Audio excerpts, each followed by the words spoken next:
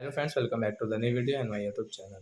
Today guys we are going to talk about Realme phone guys navigation setting and button setting.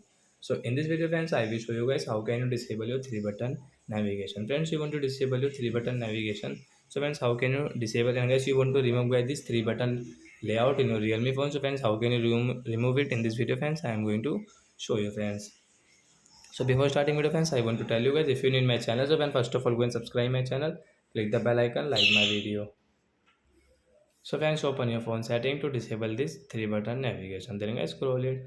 Friends, you can do this type of setting. Guys, click on system setting. Friends, guys click on system navigation, and guys you can see this gestures guys setting. So guys you want to remove guys the 3 buttons, so you can remove by tap here and cancel option. So guys 3 button navigation will disable in our Realme phone. Then guys you cannot use guys your 3 button navigation setting in your Realme phone as you want to use. So guys you can use guys, you want to back and you can close app from here guys.